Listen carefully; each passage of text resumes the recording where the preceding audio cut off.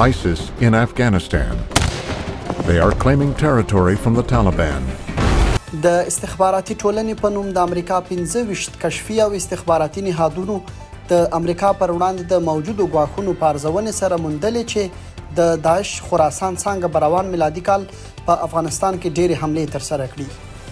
په دې ارزونه کې چې د امریکا د امنیت او ملي ګټو په وړاندې احتمالي ګواښونه په ګوته شوي له القاعده څخه د یوې کمزورې شوې ډلې په توګه یادونه شوې، خو برعکس یې د داعش ګواښ تر ټولو جدي ګڼلی دی. په دې ارزونه کې راغلي چې د داعش خراسان څانګه په دې لټه کې ده چې د طالبانو حکومت د کمزوري ښودلو په نیت په افغانستان کې د بهرنیو هیوادونو پر اهدافو بریدونه زیات کړي. خو په دې راپور کې د داسې کوم مشخص هیواد نوم نه دی اخیستل شوی چې د داعش له ګواښ سره مخامخ وي. په راپور کې راغلي چې طالبانو د خپلو ځپونکو اقداماتو په ترسره کولو سره پر افغانستان خپل کنټرول زیات کړی او روان کال به د دوی ټوله هڅه دا وي چې له نړۍ سره تعامل وکړي.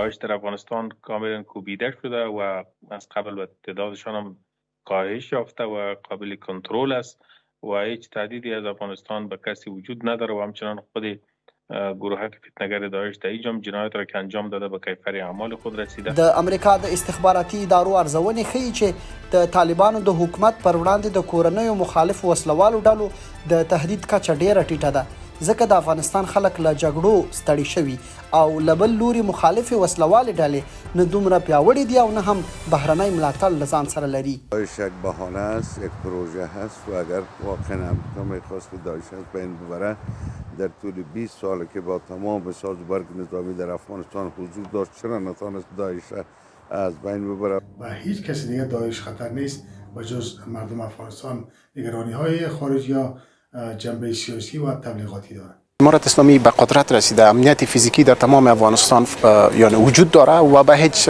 گروه یا شخص اجازه فعالیت نمیده که او داعش باشه یا مقاومت باشه یا کدام گروه دیگه باشه. د امریکا د دغو 15 استخباراتي نهادونو مسؤلینو د دوشنبه په ورځ د امریکا د سنا مجلس استماعیه غونډې ته د خپلو ارزونو د جزئیاتو وړاندې کولو پر مهال ویل چې سیمه ییز قدرتونه به هڅه وکړي څو په افغانستان کې موجودې ستونزې د همدې هیواد تر جغرافیې محدودې پاتې شي او نور هیوادونو ته پراخې نه شي.